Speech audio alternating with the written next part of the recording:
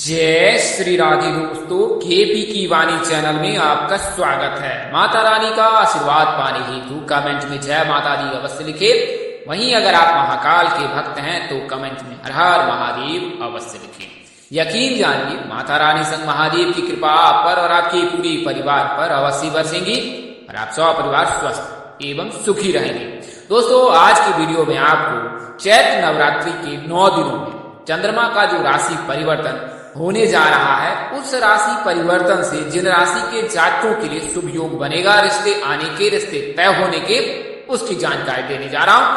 और इस दौरान आप सगाई कर सकते हैं। शादी अगर आप नहीं करना चाहते हैं इस दौरान तो नहीं करें, अन्यथा आप सगाई के कार्यक्रम संपन्न कर सकते हैं, क्योंकि चैत्र नवरात्रि बेहद शुभ होता है और इन 9 दिनों में माँ जो है धरातल पर विराजमान होती है।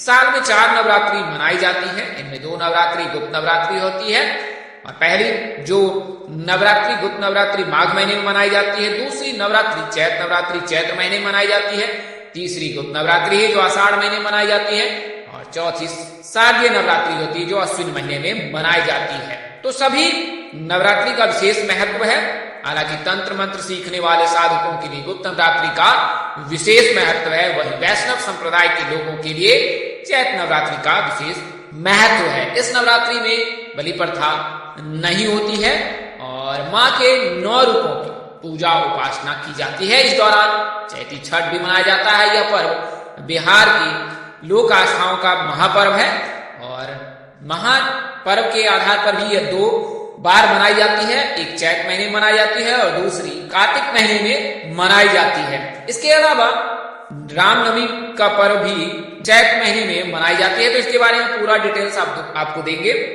इसके बारे में पूरी जानकारी आपको इस वीडियो में दूंगा। इसके अलावा आपको शीघ्र विवाह के लिए नवरात्रि में क्या करनी चाहिए उसकी भी जानकारी दूंगा। खासकर षष्ठी के दिन, इस दिन माँ कात्यायनी की पूजा अर्चना उपासना की जाती है और ऐसी मान्यता है, धार्मिक मान्यता है कि अगर अविवाहित लड़कियां माँ कात्यायनी की पूजा उपासना करती हैं श्रद्धा और भक्ति भाव से, तो उनके शीघ्र विवाह के योग अवश्य बनते हैं। तो आपको मंत्र भी बताऊंगा और आपको पूजा विधि भी बताऊंगा कि कैसे आप माँ कात्यायनी की पूजा कर अपने विवाह में आ रहे सभी प्रकार के दोष को दूर कर सकती हैं। तो आइए इसके बारे में सभी जानकारी बारी बारी से प्राप्त करते हैं। उससे पहले मैं आपको बता दूं कि अगर आप केपी की वाणी के चैनल पर पहली बार विजिट कर रहे हैं तो आपको बता दूं कि आप केपी की वाणी चैनल को सब्सक्राइब कर सकते हैं और इस तरह की जानकारी पाने के लिए आप केपी की वाणी के साथ बने रहें। और आपको बता दें कि केपी की वाणी एकमात्र ऐसा चैनल है जिस पर विवाह संबंध की जानकारी विस्तार पूर्वक दी जाती है और यह जानकारी अल्प नहीं होती है बल्कि दीर्घ होती है। इसे आसान शब्दों में कहें तो यह विस्तार पूर्वक जानकारी दी जाती है कि आपकी शादी कब होगी, कहाँ होगी, कैसे होगी, किससे होगी, किस दिशा में होगी, कितनी दूरी पर होगी, किस नाम से होगी, किस राशि से करनी चाहिए, जीवन साथी का रंग रूप स्वरूप स्वभाव और उनका करियर कैसा होगा, आपका करियर कैसा होगा। अगर आप लव मैरिज करना चाहते हैं तो माता पिता की सहमति मिलेगी कि नहीं मिलेगी, ससुराल में घर द्वार कैसा होगा, सास ससुर का स्वभाव कैसा होगा, पति कितना पढ़ा लिखा होगा, संतान सुख, इसके अलावा कैरियर, सभी प्रकार की जानकारी आप केपी की वाणी से प्राप्त कर सकते हैं। नंबर 8521835670 है जो डिस्क्रिप्शन बॉक्स में भी दिए गए हैं। एक बार और दोहरा देता हूं, 8521835670। अगर किसी जातक को नंबर नोट करने में तकलीफ हो रही है तो आप कमेंट करें, आपको वहां पर भी मैं नंबर अवश्य दूंगा। उन्होंने कई प्रकार के उपाय भी कर लिए हैं, अनुष्ठान भी करा लिए हैं, कई ज्योतिषों को उन्होंने हजारों की संख्या में उन्होंने उनको रकम भी दी है। इसके बावजूद भी कोई बात नहीं बन पा रही है। आप परेशान, आपके माता पिता परेशान, आपके घर वाले परेशान, आपके रिश्तेदार परेशान है, समाज के आप ताने मिल सकते हैं। तो अगर आप उनमें से एक हैं तो आप एक बार केपी की वाणी से संपर्क करें। इसमें विस्तार पूर्वक और सत्य जानकारी दी जाती है कि किस वर्ष तक आपकी शादी हो जाएगी, किस महीने में होगी, अगर उस वर्ष विवाह के योग बनते हैं उस महीने में, उस साल में किस महीने में विवाह के योग बनेंगे, ये सभी जानकारी कब, कहाँ, कैसे, किस दिशा में, कितनी दूरी पर, ये तमाम तरह की जानकारी आप केपी की वाणी से प्राप्त कर सकते हैं। तो आप केपी की वाणी से संपर्क कर सकते हैं। वहीं ऐसे जातक जिनकी शादी तय हो चुकी है, मैं सलाह दूंगा कि आप अपनी कुंडली मिलान अवश्य करा ले। इससे आपके वैवाहिक जीवन की संपूर्ण जानकारी प्राप्त हो जाती है। ऐसा देखा गया है कि विवाह उपरांत जो है संतान प्राप्ति में देर हुई, कुंडली में अगर भकुर दोष 9-5 का लग जाता है तो जातक को संतान प्राप्ति में देर होती है। तो आप इसका विश्लेषण अवश्य करा लें। इसके अलावा अगर 6-8 का भकुर दोष लगता है या 12-2 का लगता है तो भी आर्थिक और स्वास्थ्य संबंधी परेशानियां होती है। कई स्थिति में जो तक के साथ वियोग के भी योग बनते हैं। तो इसका आप विश्लेषण अवश्य करा ले। नारी दोष का भी विश्लेषण करा ले कि कहीं आप नारी दोष से पीड़ित तो नहीं है, दोनों की नारी एक तो नहीं है। इसके अलावा मंगल दोष का भी बारीकी से विश्लेषण करा ले, तो इससे आपका जो वैवाहिक जीवन सुखमय रहेगा। अगर आप विवाहित हैं और आपके संतान प्राप्ति में देर हुई है या देर हो रही है तो आप कुंडली मिलान अवश्य करा ले। हालांकि आप चिकित्सा जो पद्धति है उसको तो अवश्य फॉलो करें। इसके अलावा एक बात आप इसके लिए केपी की वाणी से संपर्क कर सकते हैं और पूर्ण जानकारी प्राप्त कर सकते हैं। तो आइए अब वीडियो में आगे बढ़ते हैं। तो पहले मैं आपको चैत्र नवरात्रि के बारे में बता देता हूं। तो चैत्र नवरात्रि का प्रारंभ 22 मार्च को हो रहा है और ऐसे जातक जिनको मैंने सलाह दी है गुरुवार का व्रत करने के लिए, तो उन्हें मैं सलाह दूंगा कि चैत्र नवरात्रि के दूसरे दिन से यानी कि 23 मार्च से जो है वो गुरुवार का व्रत प्रारंभ कर सकते हैं। तो चैत्र नवरात्रि का प्रथम दिन जो है 22 मार्च है, उस दिन घट स्थापना है और मां शैलपुत्री की पूजा होगी। दूसरे दिन जो है यानी कि 23 मार्च को मां ब्रह्मचारिणी की पूजा होगी। तीसरे दिन जो है मां चंद्रघंटा की पूजा होगी। चौथे दिन मां कृष्णमुंडा की पूजा होगी। पांचवें दिन मां स्कंद माता की पूजा होगी। छठे दिन यानी 27 मार्च को मां कात्यायनी की पूजा होगी। सातवें दिन मां कालरात्रि की पूजा होगी यानी मां काली की पूजा अर्चना उपासना की जाएगी। आठवें दिन मां गौरी की पूजा की जाएगी। अगर आप कोई तत्काल मनोकामना पूर्ण कराना चाहते हैं तो आप अष्टमी का व्रत अवश्य रखें। नवमी की तिथि यानी कि 30 मार्च को जो है मां सिद्धिदात्री की पूजा अर्चना उपासना की जाएगी। वहीं 10वें दिन नवरात्रि का पारण किया जाएगा। घट स्थापना के समय का तो 6:23 से 7:32 तक शुभ समय है। इस दौरान अगर आप पूजा अर्चना उपासना करते हैं तो बेहद शुभ रहेगा। इस समय में आप घट स्थापना भी कर सकते हैं। बात करें चैती छठ की तो 25 मार्च को नहाय खाए है। इसके अलावा 26 मार्च को खरना है, 27 मार्च को संध्या का अर्घ है और 28 मार्च को सूर्योदय का अर्घ है। गुरुवार के दिन जो है 2023 का जो रामनवमी तिथि है वो 30 मार्च को मनाया जा रहा है। तो आप ये सभी तारीखें नोट कर सकते हैं। अष्टमी और नवमी जो तिथि है इन दिनों उपवास रखा जाता है, मां दुर्गा की उपासना की जाती है, बुराई से रक्षा के रूप में उनका आशीर्वाद मांगते हैं। तो आप अष्टमी और नवमी के दिन भी व्रत रख सकते हैं। कंचन यानी कि कुंवारी कन्या जो बाल्यावस्था की होती है उन्हें आप भोजन करा सकती हैं और उनसे आशीर्वाद प्राप्त कर सकती हैं। तो यह जो है आप अवश्य करें। वहीं षष्ठी के दिन यानी मां कात्यायनी की जो पूजा होती है उस दिन शीघ्र विवाह हेतु जो है आप मां कात्यायनी की पूजा उपासना आराधना कर सकती हैं। अगर आप अविवाहित लड़की हैं तो इस दिन अवश्य ही व्रत करें और इस दिन मां कात्यायनी की पूजा अवश्य करें। इससे आपके शीघ्र विवाह के योग अवश्य बनेंगे।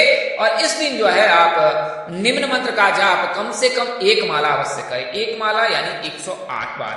तो मैं मंत्र आपको दोहरा देता हूं। आप इस मंत्र को व्हाट्सएप के जरिए भी मंगा सकते हैं या आप कमेंट करके भी इस मंत्र को आप प्राप्त कर सकती हैं। तो ये मंत्र है ओम कात्यायनी महामाये महायोग निधीश्वरी नंद गोप सुतम देवी पति में कृतै नमः। ओम कात्यायनी महामाये महायोग निधीश्वरी नंद गोप सुतम देवी पति में कृतै नमः। तो इस मंत्र का जाप आप मां कात्यायनी के सानिध्य में करें और उनको समर्पित करके करें। और इस दिन आप प्रातः काल उठकर जो है मां का ध्यान करके जो है दिन की शुरुआत करें। इसके पश्चात जो है नित्य कर्मों से निवृत्त होकर जो है आप सर्वप्रथम स्नान ध्यान करें और आमचन कर अपने आप को पवित्र करें। इसके बाद स्वच्छ पवित्र वस्त्र धारण करें और फिर आप पीले रंग के या लाल रंग के अगर कपड़े वस्त्र धारण करते हैं तो ज्यादा उत्तम होगा। तो लाल रंग के वस्त्र धारण कर मां दुर्गा की 9 रूपों में से एक रूप जो है मां कात्यायनी की पूजा अर्चना उपासना लाल फल फूल धूप दीप अगरबत्ती से कर सकते हैं। और सर्वप्रथम मां के आह्वान जो है या देवी सर्वभूतेषु मां कात्यायनी रूपे संचिता नमस्तस्यै नमस्तस्यै नमस्तस्यै नमो नमः। इस मंत्र का जाप करके जो है मां कात्यायनी का आह्वान करें और तत्पश्चात विधि पूर्वक जो है जिस प्रकार से आप सामान्य रूप से जिस तरह से पूजा पाठ करती हैं उस तरह से आप मां कात्यायनी की पूजा उपासना करें। और तत्पश्चात जो 1 माला जाप आप जो है कम से कम इस मंत्र का जाप अवश्य करें जो मैंने आपको मंत्र बताया है। ओम कात्यायनी महामाये महायोग निधीश्वरी नंद गोप सुतम देवी पति में कृतै नमः। तो इस मंत्र का जाप कम से कम 108 बार अवश्य करें चैत्र नवरात्रि के षष्ठी के दिन यानी कि मां कात्यायनी की जिस दिन आप पूजा करेंगी उस दिन आप अवश्य। तो चंद्रमा का जो राशि परिवर्तन है 2 दिनों के लिए होता है। 2 दिनों के पश्चात वो एक राशि से निकलकर दूसरी राशि में प्रवेश कर जाते हैं। तो इसके चलते जो है 2 दिनों में जो है चंद्रमा की राशि परिवर्तन से जिस राशि में चंद्रमा का गोचर होगा उस राशि के जातकों के लिए शुभ योग बनाएगा। उनके लिए रिश्ते आ सकते हैं और उनके लिए रिश्ते तय भी हो सकते हैं। और नवरात्रि के 9 दिनों में जो बेहद शुभ होते हैं। इसमें किसी प्रकार के भी तिथि और मुहूर्त नहीं देखा जाता है, क्योंकि वर्तमान समय में खरमास लगा है, लेकिन 9 दिन बेहद शुभ हैं और इन 9 दिनों में आप सभी सगाई और रिश्ते के कार्यक्रम संपन्न कर सकते हैं। हालांकि विवाह खरमास के पश्चात करें तो अति उत्तम होगा। तो पहले जो राशि परिवर्तन हो रहा है 21 मार्च को चंद्रमा मीन राशि में गोचर करेंगे और 2 दिनों तक रहेंगे। वर्तमान समय में सूर्य भी मीन राशि में है, यह बात आप अवश्य नोट कर ले। तो मीन राशि के जातकों के लिए शुभ योग रहेगा। इसके अलावा 23 मार्च को मेष राशि में चंद्रमा गोचर करेंगे। तो जैसा आपको पता है कि वर्तमान समय में शुक्र जो है मेष राशि में गोचर कर रखा है, तो मेष राशि के लड़कों के लिए शुभ योग बनाएगा। आपके लिए रिश्ते आ सकते हैं, आपके लिए रिश्ते तय भी हो सकते हैं। चंद्रमा का राशि परिवर्तन है वो वृषभ राशि में होने जा रहा है 25 मार्च को, और 25 मार्च से ये फिर 2 दिनों तक यानी कि वृषभ राशि में रहेंगे। तो इस दौरान वृषभ राशि के जातकों के लिए रिश्ते आ सकते हैं, रिश्ते तय हो सकते हैं और आपके लिए 25 से लेकर 28 तारीख जो है बहुत शुभ है। इस दौरान आप जो है अपने रिश्ते की बातचीत और रिश्ते को नया आयाम दे सकते हैं। वर्तमान समय में मंगल भी वृषभ राशि में ही गोचर कर रखा है। इसके पश्चात जो है मिथुन राशि में जो है चंद्रमा का गोचर होगा और कुल मिलाकर 2 दिनों तक यानी 30 मार्च तक जो है मिथुन राशि में ही चंद्रमा रहेंगे और उसके पश्चात फिर कर्क राशि में प्रवेश कर जाएंगे 30 मार्च को संध्या काल 4:15 रामनवमी है, तो यह बेहद शुभ दिन है। इस दिन भी आप सगाई शादी के सभी कार्यक्रम संपन्न कर सकते हैं। हालांकि विवाह संपन्न नहीं होगा क्योंकि खरमास लगा है, तो इस दौरान कोई भी मांगलिक कार्य यानी कि विवाह संपन्न नहीं किए जाते हैं, लेकिन सगाई के कार्यक्रम तय किए जा सकते हैं और रिश्ते की बातचीत को भी आगे बढ़ा सकते हैं। तो यह तो मैंने आपको जानकारी दी है कि किस प्रकार से चंद्रमा का जो राशि गोचर हो रहा जा रहा है किस प्रकार हो रहा है, यानी कि मीन राशि में होगा, उसके पश्चात मेष राशि में, फिर वृषभ राशि में और फिर मिथुन के पश्चात कर्क राशि के जातकों के लिए शुभ योग बनाएगा। तो कुल मिलाकर कहें तो 5 राशि के जातकों के लिए चंद्रमा के राशि परिवर्तन से नवरात्रि में सगाई की योग बन रहे हैं। और आपको मैंने कई वीडियो में बताया है कि मेष राशि के जातकों की किस दिशा में शादी हो सकती है, वृषभ राशि के जातकों की किस दिशा में शादी हो सकती है, मिथुन राशि के जातकों की किस दिशा में शादी हो सकती है, मीन राशि के जातकों की किस दिशा में शादी हो, कितनी दूरी पर हो सकती है, किस नाम से हो सकती है, ये मैंने बहुत सारे वीडियो में बताया है। और यह जो जानकारी है चंद्र राशि से दी जाती है। अगर आप नए व्यूवर्स हैं तो आपको बता दूं कि अगर आपकी मीन राशि है तो उत्तर पूर्व दिशा में विवाह के योग बनेंगे, अगर वृषभ राशि है तो दक्षिण पूर्व दिशा में, और वहीं अगर आपकी जो राशि है वो मिथुन है तो आपके लिए उत्तर और पश्चिम दिशा शुभ है। इस दिशा में विवाह के योग बन रहे हैं, यानी दिशा में जो है विवाह के योग बनेंगे।